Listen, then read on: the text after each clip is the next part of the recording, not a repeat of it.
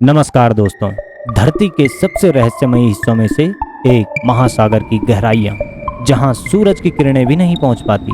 इन गहराइयों में छिपा है एक ऐसा रहस्य जिसने दुनिया भर के लोगों को अपनी ओर खींचा।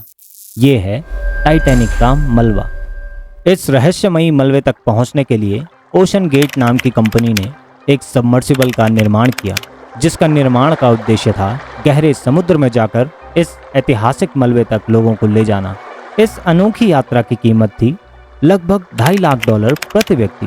टाइटैनिक के मलबे को देखने के लिए जिस व्हीकल का प्रयोग किया गया वह था टाइटन, जो एक सबमर्सिबल था, जिसे कुछ लोग सबमरीन समझ लेते हैं। लेकिन टाइटन एक ट्रेडिशनल सबमरीन नहीं था, बल्कि एक खास तरह का व्हीकल था।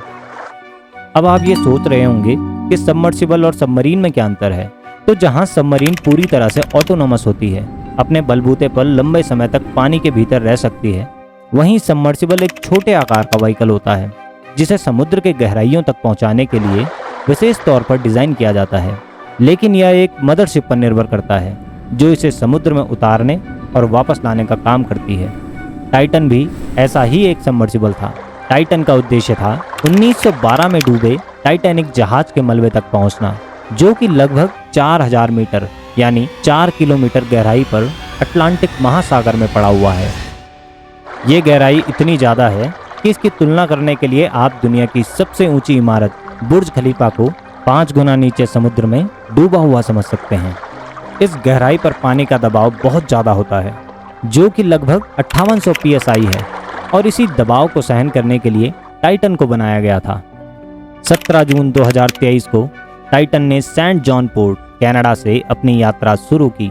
इसका डेस्टिनेशन था टाइटैनिक जहाज का मलबा, जो कि सेंट जॉन पोर्ट से साउथ ईस्ट डायरेक्शन में लगभग 370 माइल पर स्थित था। 18 जून सुबह 8 बजे अटलांटिक महासागर में टाइटन पोलर प्रिंस नामक मदरशिप से उतरने के लिए तैयार था। हालांकि डाइव से पहले इसमें कुछ तकनीकी दिक्कतें दिखाई दी, लेकिन फिर भी इन सब की परवाह किए बिना इसे समुद्र में उतार दिया गया। टाइटन में कुल 5 लोग सवार थे, जिसमें ओशन गेट के CEO Stockton Rush, British businessman Hamish Harding, Pakistani businessman Shahzad Dawood और उनके बेटे सुलेमान दाऊद, और एक फ्रांसीसी समुद्री विशेषज्ञ पॉल हेनरी शामिल थे। सब कुछ सामान्य लग रहा था और टाइटन ने अपनी 4 किलोमीटर गहरी यात्रा शुरू की। इस यात्रा का मेन उद्देश्य था टाइटैनिक के मलबे तक पहुंचना, जिसमें लगभग 2 घंटे का समय लगता है। टाइटन ने अपनी यात्रा ठीक समय पर शुरू की और सब कुछ प्लान के अकॉर्डिंग चल रहा था। लेकिन यात्रा के 1.5 घंटे बाद अचानक टाइटन का संपर्क मदरशिप पोलर प्रिंस से टूट गया। समुद्र की इतनी गहराई में वायरलेस संकेतों का टूटना कोई असामान्य बात नहीं है। अक्सर इतनी गहराई में संपर्क का टूटना एक आम बात थी, और इसी वजह से पोलर शिप के क्रू ने समझा कि टाइटन अभी नीचे जा रहा होगा और जल्द ही संपर्क दोबारा स्थापित हो जाएगा। लेकिन जैसे जैसे समय बीतता गया और टाइटन से कोई संपर्क नहीं हो पाया, तो उनकी चिंताएं बढ़ने लगी। शाम 7 बजे तक टाइटन को वापस आ जाना चाहिए था, लेकिन उसका कोई पता नहीं था। अब यह स्पष्ट हो गया था कि कुछ गंभीर गड़बड़ हुई है। इसके बाद पोलर प्रिंस के क्रू ने रात 9:40 पर अमेरिकी कोस्ट गार्ड से मदद मांगी, और अमेरिकी कोस्ट गार्ड ने तुरंत इस मामले को गंभीरता से लेते हुए बचाव अभियान शुरू कर दिया। अगले दिन 19 जून को अमेरिकी कोस्ट गार्ड के साथ साथ कनाडा और फ्रांस की टीमें भी इस रेस्क्यू ऑपरेशन में जुड़ गई। एक विस्तृत सर्च ऑपरेशन शुरू किया गया, जिसमें जहाज़ों और हेलीकॉप्टरों की मदद से पानी के भीतर सोनार स्कैनिंग का प्रयोग किया गया, लेकिन गहराइयों में छिपे टाइटन का कोई सुराग नहीं मिला। बुधवार 21 जून की सुबह उम्मीद की एक किरण दिखाई दी। रेस्क्यू टीम ने समुद्र की गहराइयों से कुछ आवाज़ें सुनी, जिनकी दिशा में ROV, जो कि रिमोटली ऑपरेटेड व्हीकल्स होते हैं, उन्हें भेजा गया, लेकिन फिर भी टाइटन का कोई पता नहीं चला। गुरुवार 22 जून को दोपहर 12 बजे ROVs को टाइटैनिक के मलबे के पास भेजा गया। वहां पर जो दृश्य देखा गया वो दिल दहला देने वाला था। टाइटन का मलबा टाइटैनिक से मात्र 1600 फीट दूर मिला। ऐसा लग रहा था कि टाइटन पानी के दबाव को सहन नहीं कर पाया और समुद्र की गहराई में इम्प्लोड हो गया। यहाँ इम्प्लोजन एक ऐसी घटना है जिसमें कोई वस्तु विशेष रूप से एक बंद संरचना और अत्यधिक बाहरी दबाव के कारण अंदर की ओर विस्फोट के साथ ढह जाती है।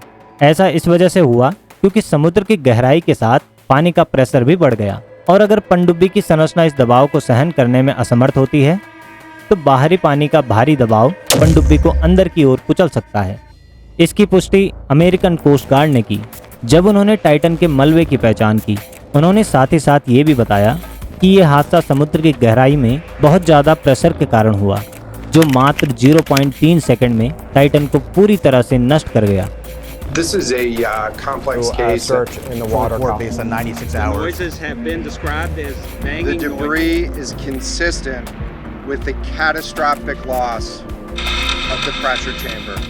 इस दुर्घटना के बाद ओशन गेट पर कई सवाल उठाए गए। रस ने खुद 2021 में कहा था कि उन्होंने टाइटन को बनाने में कुछ नियमों का उल्लंघन किया था। टाइटन का निर्माण स्टील की जगह एविएशन ग्रेड कार्बन फाइबर से किया गया था ताकि कुछ नई तकनीकी उन्नति की जा सके।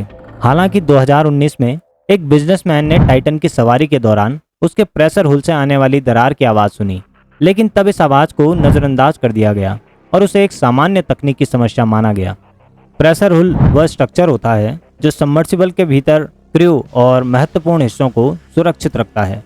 यह हुल समुद्र की गहराइयों में अधिक दबाव को सहन करने के लिए डिज़ाइन किया जाता है और इसके निर्माण में स्टील, एल्यूमीनियम, टाइटेनियम या एक्रेलिक जैसे मजबूत मटेरियल का उपयोग किया जाता है। इस घटना में टाइटन में बैठे 5 यात्रियों की मृत्यु हो गई।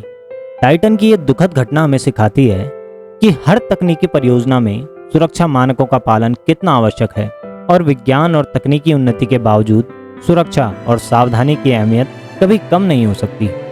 इस दुर्घटना ने दुनिया को झकझोर कर रख दिया और ये साबित कर दिया कि महासागर की गहराइयाँ जितनी रहस्यमयी होती हैं उतनी ही खतरनाक भी हो सकती हैं। इस बारे में आप अपने विचार कमेंट में लिख सकते हैं और ऐसे ही वीडियोस के लिए हमारे चैनल को सब्सक्राइब कर सकते हैं। धन्यवाद।